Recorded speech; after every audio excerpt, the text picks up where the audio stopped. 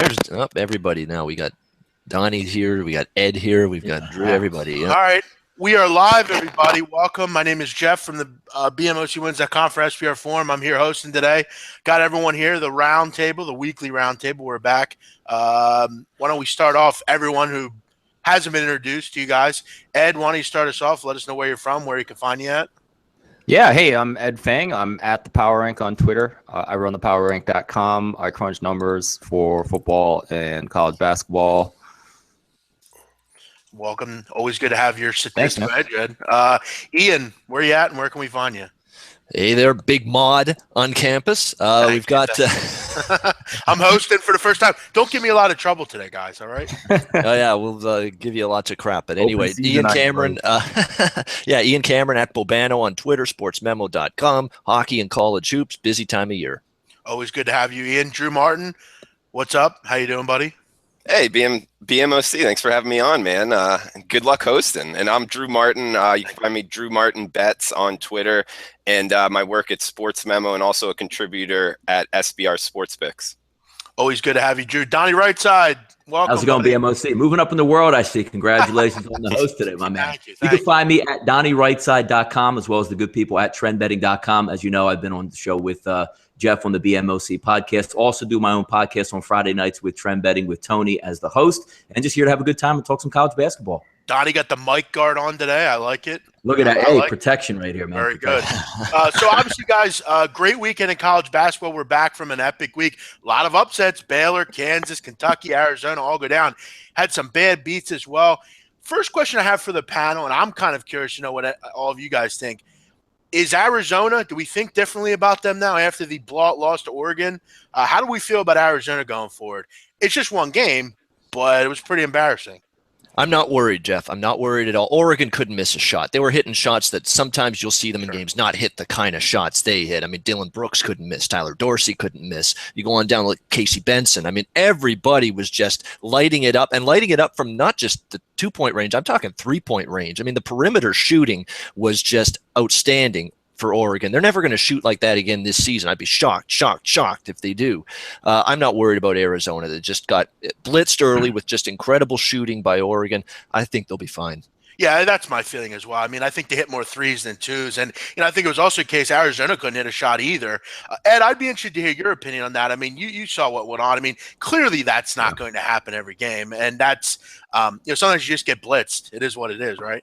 Yeah, no, absolutely. I mean, I think they, Oregon's a talented team that's going to be able to hit some threes. And I think Arizona's going to be fine. I mean, I saw them play. This marketing guy is unreal. Yeah. He can hit the three, like big-time NBA talent. And just before the show, I was kind of looking down my list of teams and, just kind of making a list of, who I thought had a legitimate shot of winning this tournament. And the only team I put on it outside my number, my number top 10-ish was Arizona. I mean, they have the team. They have a track record of playing defense. It's a team that should scare you. So, yeah, I mean, it was bad, but it's not going to continue like that. Sure. Yeah, just to piggyback off that scenario there. I mean, that's one of those games where Oregon's just going to catch you at home and get hot. Excuse me. After 15 straight wins, you're going to catch a beating somewhere. Typically, most of these college basketball teams, especially in a tough environment like that. I'm buying Arizona probably even more after that because that's going to give, the head coach one of those rallying cries saying, look, if we don't step our game up, this can happen again. I'm going to buy Arizona down the stretch. I just think that was a one-time catch somebody where I think at one point they hit 15 of 21 threes. You're not going to beat anybody who's going to do that against you. Yeah, and I think the old adage, real quick, Drew, I think the old adage is sometimes there's a good loss in there. I mean, sometimes those losses can happen, and they're going to humble you a little bit. But, Drew, what's your take on this? Yeah, no, I agree with what everybody's saying. And look at the spot, it was back-to-back away games, both at Oregon State and then back to Oregon. So that's a tough spot there as well. And, yeah, I'm looking to buy on Arizona. I mean, as early as tomorrow against Stanford. It looks like that line will be, 14 or 15? I might look to buy on them even tomorrow.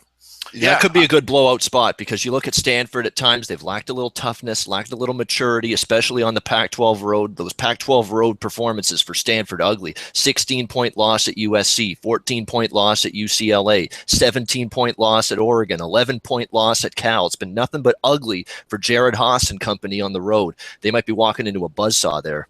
Yeah, no, you're dead right. And they've been down all year for the most part, Stanford. Good question. Good point from one of the listeners here in the live chat. He's mentioning Oregon. He's got a 30-1 to win the whole thing. Yeah, look, I definitely think obviously great value there. I have him at 20-1. So clearly, French, you got a better number there. But yeah, I mean, Oregon not getting, the typical love out there so far just because of obviously UCLA, Arizona. But, Oregon, Dylan Brooks starting to become that guy again. They've been great, and I think 30-1, fantastic odds, Francis. I think we could all agree with that. Yeah, Jeff, they're going to get tested too coming up this week. I mean, you're looking at that, two-step there. They're going to have at UCLA and at USC. It's going to be a major test for them. If they can pull through at least with a 1-1 there, that's going to show great for the tournament coming up. Sure. And Arizona, just back to them for a second. I mean, only one ranked team left, and that's at home against UCLA. So they've kind of gotten through the rigors of that schedule pretty much unscathed. You'd have to think UCLA is going to be right for the picking. But, guys, Baylor's still a number one seed according to the bracketologist, Joe Lenardi. What gives there? I mean, am I not seeing it with Baylor? I'm not sure that I've seen it all year with them. They're always seem to be this team that you go 14, 15-0 in the non-conference and you get a one win or two, but then they kind of tail off. Loss over the weekend to Kansas State. Still a number one seed. Are we all in belief that they're not a top 5 team? I for one, don't think they are. Yeah, big man. I just don't think they have the guard play. I mean, their turnover percentage is just too high to pick them as even a long shot to win the tournament. I'm not on Baylor at all. Yeah, I don't get what they have to do to not be a number one seed right now. And again, those will change, and I think it go away sooner or later. But Ed, Ian, Drew or Donnie, any opinion on that?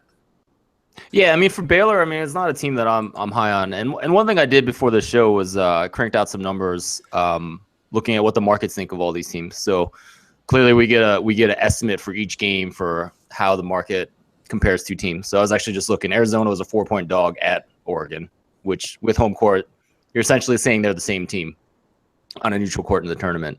So I used my ranking algorithm to crank through those things. And Baylor comes out 13th there. And I think that's interesting because they're lower than what their numbers suggest. So the numbers are a borderline top 10 team, and the markets would say they're the 13th best team in the country. So, and I think that means a lot, especially at this point in the season. The markets are getting better and better every week. It's heavily weighted towards more recent stuff. And I think that's, I mean, it was not a list of teams that I would put that I think are going to win this tournament. Yeah, no, I think the ranking as far as that you gave out in the 10 to 13 range, I think that's right where they probably are at the end of the day. Right. Obviously, we won't break down every team here, guys, but there were some bad beats over the weekend. Was anyone involved in St. Bonaventure VCU? Was anyone involved with that? Because I, for one, was not. But if you saw the ending of that game, I mean, just a horrendous beat if you had St. Bonaventure. I'm just going to go back to the Baylor point just for a second, Jeff. Sure. One thing I wanted to mention, you look at this Big 12 and you look at it as a conference now, from a coaching standpoint, it's a pretty decent conference. You got a Bill Self in there. You've got Bob Huggins in there. Steve Prom's done pretty good with Iowa State. Jamie Dixon's there now. It's Chris Beard and Brad Underwood, I think, have made this conference stronger from a coaching perspective. Does Scott Drew have what it takes to X&O with these guys in the Big 12? I'm not exactly convinced. I mean, he's been able to recruit well. He's another one of these guys recruited well to Baylor. But in a close game in the NCAA tournament, in a close game down the stretch, is he going to be able to X&O and outmaneuver opposing coaches? I have my doubts when it comes to Scott Drew in that regard. So that's definitely something you're going to want to keep in mind. Come March, can they overcome some coaching that at times from Drew can be a little bit suspect? Yeah, I mean, even like Bruce Weber. I mean, Bruce Weber's a great coach also. I mean, you look at the list of coaches in that conference, he's got it pretty low on the totem pole as far as that's concerned. Right. And he's just to piggyback off that point, I completely agree. I mean, your two biggest spots on the road in conference at West Virginia and at Kansas, they lost both of those. Good coach needs to pull out at least one of those. So heading down the stretch, I'll look at that as well. But that's definitely a good point. Yeah. But yeah, so again, I don't think any of us were involved directly in that game. It has gotten a lot of national press as far as the way it happened. Listen, it's a great thing to storm the court if you beat a number 1 to a number 10 team, and it hasn't been a while. But I mean, I saw Syracuse storming the floor, for God's sakes. I mean, come on. I mean, you're a blue blood program. You shouldn't be storming the court. I mean, and we've seen it's taken away from a team. I mean, St. Bonaventure should have won that game, but due to the fan, and the officials didn't have any control of the game either. Kind of brutal, if you ask me. And they already beat Virginia in the tournament. Move on. It's a regular season game in an ACC where everybody pounds the shit out of each other. Let's go. Yeah, move on. Either you want to be a blue blood program or you don't. I mean, I don't like this back and forth. And until you win on the road, Syracuse, I don't think anyone takes you too seriously. Does anyone take them seriously? I mean, I take them serious at home, ATS, but as far as I don't think you can get into the tournament. No. Right. But yeah, I mean, I'm seeing people talking about, I think they can get into the tournament, do some damage. I don't know about that. Tournament's not at home, by the way, for anyone that didn't know that. Yeah, Syracuse has to do more than beat NC State on the road for me to be convinced. Sure. Sorry, NC State brings a butter knife to a knife fight on the defensive end of the basketball court. Got to do better than that for Syracuse. Yeah. Yeah. No, you're. And guys, with storming the court, I think we got to remember, because I know they're running with this on ESPN too. I mean, it's a bunch of liquored up college kids wanting to get on the court. We can't hold it against the program, No.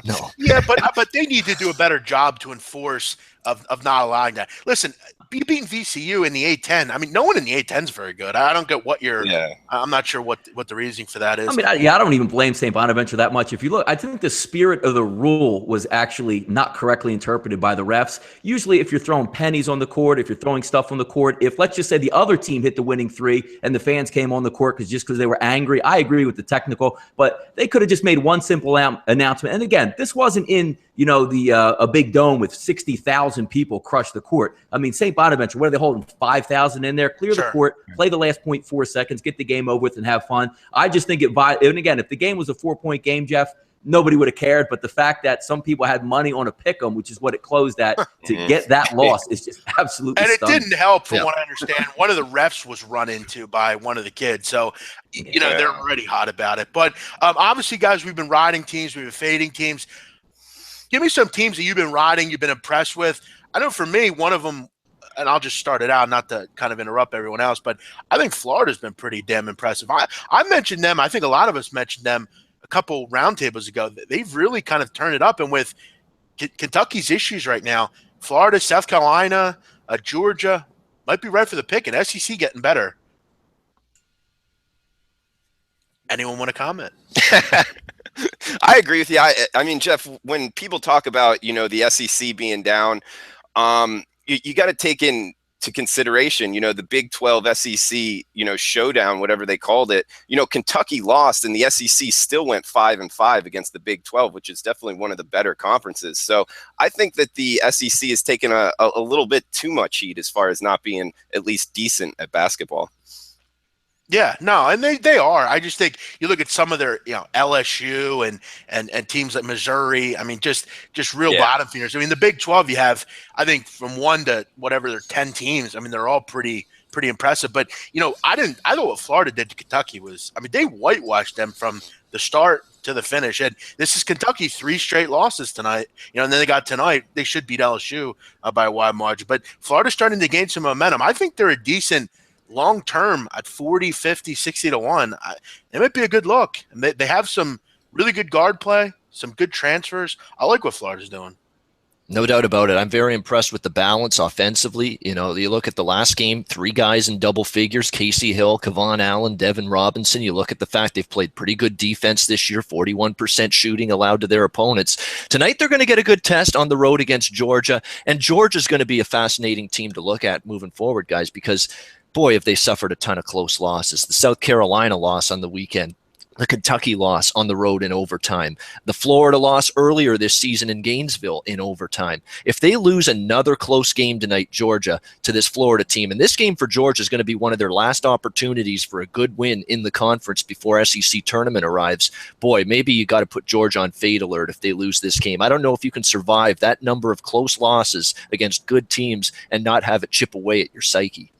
Yeah, I mean, that Texas A&M game was brutal. Obviously, Kentucky was brutal as well. What are some other teams you guys have been rolling with and grabbing and or just want to talk about? Jeff, I talked about it last week. The one team I'm moving on and I really like and have a big test this week and 2 games coming up is the Cincinnati Bearcats with Mick Cronin. 14 straight winners there. They're going to have their season defined and cut out this week, Jeff. If we're looking at UCF at home, which is a very under-the-radar team, they can bring good guard play, shoot the three, and play very good defense. Backed up again on the road at SMU. If they can come through this with a 2-0 slant, you might be looking at them as a top 10 team red hot heading into March. Just one of those teams a little bit under the radar at this point, playing great basketball. I'm going to buy them a little bit down the stretch. Always tough to beat a team twice. We know how difficult it is to win at SMU. If you can go in there and win, impressive. Ian, or Drew, Ed, any others? Yeah, you go ahead, Ed. Sorry, man. A team I'm looking at is Wisconsin. I think this is another team that in my market rankings I was telling you guys about are showing up in the top 10, and that's what I expected. Unfortunately, it doesn't mean that there's a ton of value there, but this is a team that is a pretty good defensive team, but is really bad in terms of the three-point field goal defense. And this is something that you kind of expect to regress to the mean a little bit. You'll see, the defense get a little better. Indiana shot pretty well to stay in that game in Madison this weekend, but I think that's a legit team. I think Hayes and Koenig are really good, and that's a team that I'm looking forward to watching. Yeah, Happ, Showalter, Ethan Happ's turned into a total beast. Oh, yeah. They've kind of went by the wayside. Now, the Big Ten I wanted to kind of touch on. I think they went by the wayside. I mean, a lot of Big Ten struggles this year. No clear-cut favorite. I think Purdue's been good, but do we believe in them that they can win long term? I think Wisconsin's kind of just waiting in the wings, in the weeds there. And look, we know very experienced team, well coached, not going to make a whole hell of a lot of mistakes. And you mentioned it. I mean, they've had some stinkers lately, but I think going forward, very much. I'm always a Wisconsin guy. So yeah, absolutely. And just one thing about Purdue, I was looking up and down their roster. They have 4 guys shooting career highs from 3 this year. That's never a good sign. Sure. I mean, when you got guys like, I mean, maybe they got the Spurs shooting coach over the offseason to work with these guys, but it's never a good sign. Yeah, I mean, when you have Caleb Swanigan, I think he's shooting. Pretty ridiculous rate. He's a beast. I mean, I'm not. He's been incredible. But it's the supporting cast that you're like, well, I mean, I think as a team they're shooting 40%. I mean, would anyone have said that at the beginning of the season? I don't think, ever since Robbie Hummel left, I don't think they've had a particularly great shooter of that kind of caliber. But, yeah, I mean, Purdue, I think they have flaws. I think one team, as far as against the spread, we need to look out for the Wofford Terriers, 17-5 ATS this year. I think they're the best team in the country to the number. Get a nice cover and outright win last night against East Tennessee State. SoCo action. I don't know how many people like the SoCo, but Wofford might be a team you want to look for going forward. They've been a team that's been getting the money. Any other teams you guys are looking at? Yeah, you go ahead, Ian. No, the Pac. I was gonna. No, it is. It's Drew, just, you're it's right a jump after in there. Yeah, it's a jump in there type of deal. But yeah, I'll go next. Colorado Buffaloes in the Pac-12 have been a major disappointment, but at least a pulse, some signs of life the last few games from this Colorado team. And you look at their next 2 games at home against Washington and Washington State, and you think, boy, 2 of the worst teams in the conference at home. How are you going to get up for that basketball game if you're Colorado? Well, you do get up for that basketball game when you lose to both of those teams. And that's what happened to Colorado on the road against Washington and Washington State, including an incredible loss against Washington. They had that game in the bank up to double digits. Most of that basketball game fall apart down the stretch. They lose in overtime. But Colorado, a little bit of a different team. They had the home win against Oregon. They beat Stanford on the road. Really, I like the effort against Cal, even though they lost that game because they were down big. Cal was shooting lights out. Colorado kept fighting, though. They stuck with it. Whittled that lead down to about 5 points in the final few minutes before Cal hung on for the victory. But little signs of life from a team that is loaded with seniors, loaded with upperclassmen, and in blowout spots at home against Washington and Washington State coming up, maybe you get added focus from Colorado when otherwise sometimes you may not. Yeah, starting to play a little bit better. They were kind of trampled for a couple weeks there in a row, but you're right. I mean, 2 very beatable teams coming up from the state of Washington. Drew, what are you looking at? Well, I got a couple things. The one team I'm looking to keep buying on, I said it last week, Northern Illinois, the Panthers. They've won 4 out of 5 ATS. What's that? The Huskies. Actually, I missaid the team name. Northern Iowa. Sorry about that, and good catch. But won 4 out of 5 ATS. Gonna keep on this money train. I'm not jumping off. They got Southern Illinois tomorrow, looking to lay it there. They're at home. And also another angle, I'm looking to fade Illinois State, staying in the Missouri Valley Conference. Their second leading scorer, McIntosh, he suffered a torn meniscus. He's going to be out for a couple weeks. 6'7" guy, grabs a lot of rebounds, scores over 13 points a game. They've really struggled without him. They got crushed against Wichita State. I know Wichita State's a good team, but definitely some mishaps there for Illinois State. And they got Drake tonight. It opened 8.5. It looks like the market's already starting to catch on. It's down to 7 at some sharper shops. It looks like Chris is down to 7 now. So yeah, looking to fade Illinois State going forward. Yeah, I actually have Drake in pocket tonight at that 7.5 number for a small play tonight. Drake has been better at home. Not a good team. I'm not trying to make it sound like they are, but they have been competent. They have been at least better at home than they've been on the road. And Illinois State off that waxing at Wichita State, yeah, you think, oh, motivation, they're ready to bounce back. No, I don't know if you bounce back from a game like that. That's a game you put your heart and soul into when you're playing a team like Wichita State that's dominated the conference for years. Drake could be a live home dog there tonight. I agree. Yeah, I didn't give it out to the clients, but I do have a personal bet like you, Ian. It's just, as not a good team. And after that, they got Bradley, who isn't a good team either. So we might have to kind of pump the brakes on fading them, but definitely looking to go against. Yeah, Drew, we like them enough to bet them. We don't like them enough to tell other people, put your money on them. That's basically where we're at with Drake tonight. I think Illinois State, I think they're just waiting for the Missouri Valley Conference tournament. They want to get that third meeting with Wichita, probably get McIntosh back healthy by then.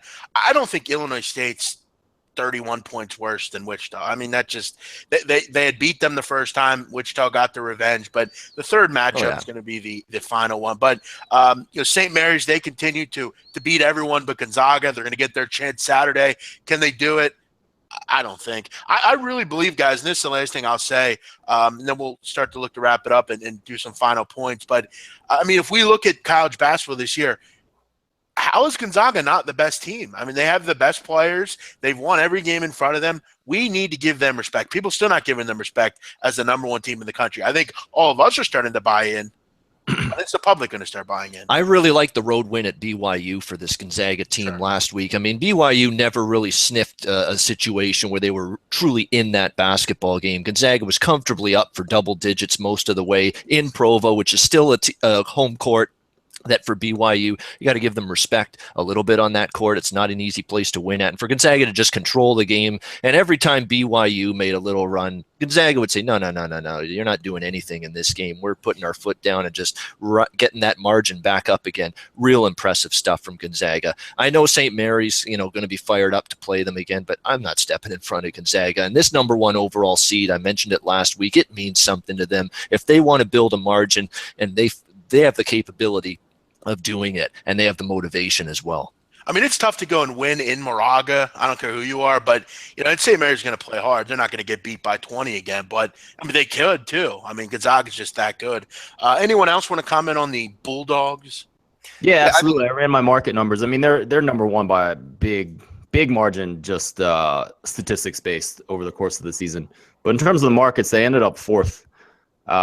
So it kind of shows you, and it's tough to say that they're really definitively the fourth team because, I tend to weight things more recently and they're just playing these terrible teams in the West Coast Conference.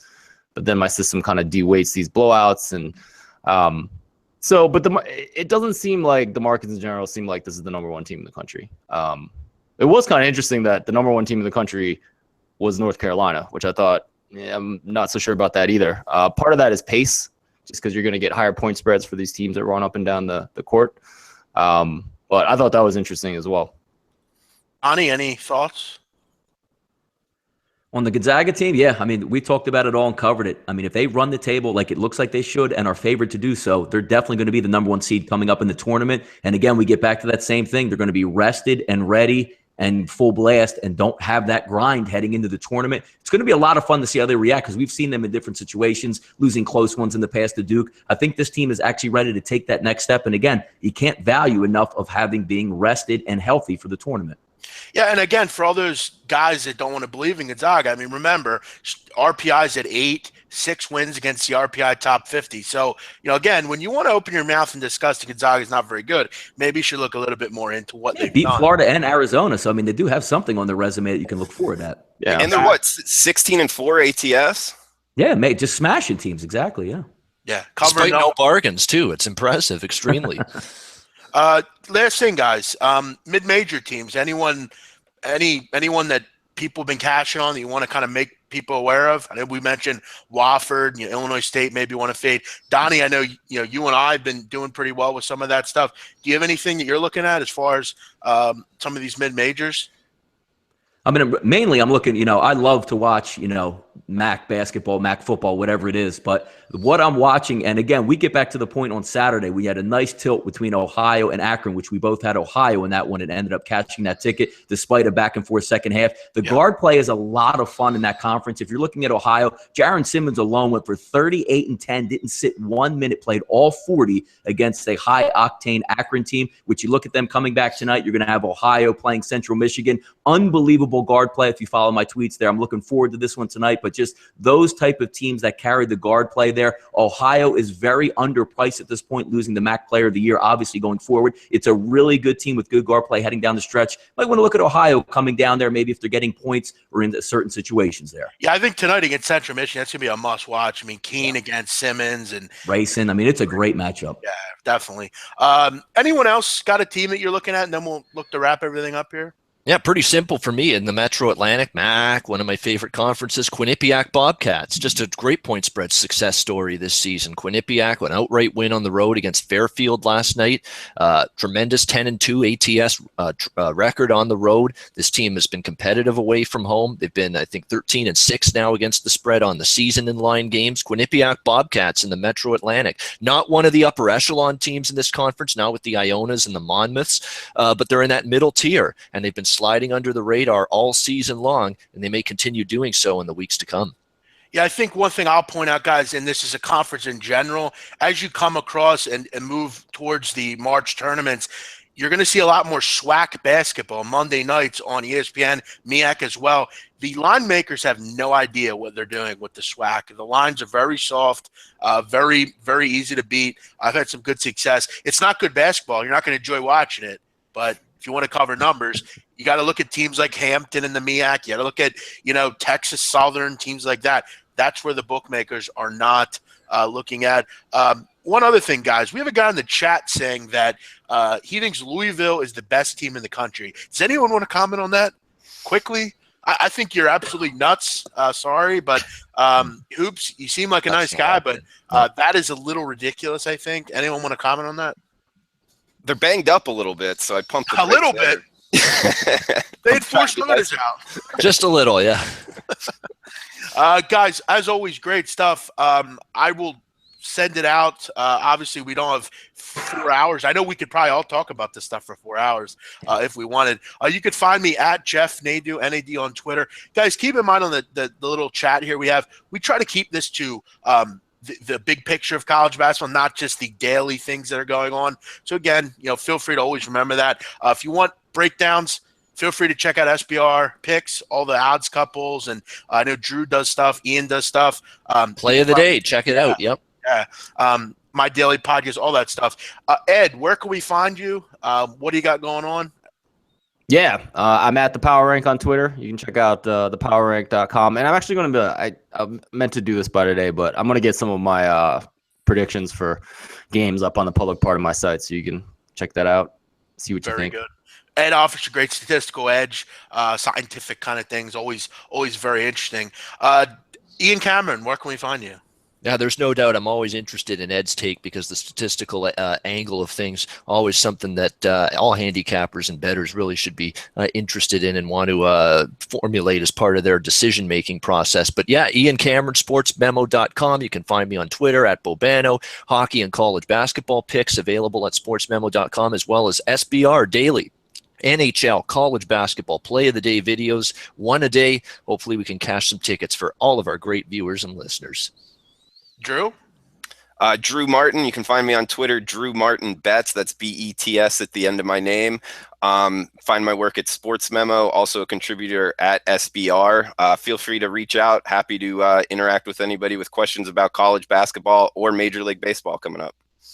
And Donnie, the best for last. Yeah, find me at DonnieRightside.com and TrendBetting.com. Pulled a rabbit out of the hat on Sunday with the New England Patriots. If you follow my Twitter account, finished #1 overall on Handicappers Watchdog.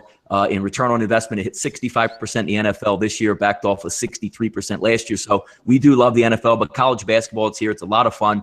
I love being on the SBR forum here, just talking with a bunch of really smart guys about college basketball and just having a good time. Again, you don't have to pay for the picks if you don't want to. Information is king in this business. Let's have some fun and win some money. I think we should do a little, before we go, guys, one little thing. Let's make odds on where and who Alabama grabs as their offensive coordinator. Sarkisian, how about him? He goes away. What a year for Steve Sarkisian. Goes from being a drunk to the NFC champions. How about and that? Loses his big shot at Alabama. I mean, I don't want to blame him for the loss, but he gets one chance, gets a loss, and then gets promoted to the NFL. It's fantastic. Well, I mean, the Alabama defense was probably where right. that game. Sarkisian's been doing the old Chris Berman rumbling, bumbling, and stumbling on the sidewalk outside of his local bar, and then he got found falling off a turnip truck, and, let's be your offensive coordinator. Yeah. Hey, good for him, man. Yeah. Hey, we're all about second chances, right? Oh, yeah. Good for him, I guess. But it sure didn't last long. Hopefully he can get that turnaround, and maybe they can win a Super Bowl as opposed to pissing it away like they did. Everyone have a great night. As always, appreciate you all joining in. We'll be back next Tuesday with another college basketball roundtable as we descend into March Madness. Everyone have a great night. Find us all on Twitter. Hey, Jeff, good job hosting, man. Great job, Big Mod. Thank you, guys. Appreciate that. Yep.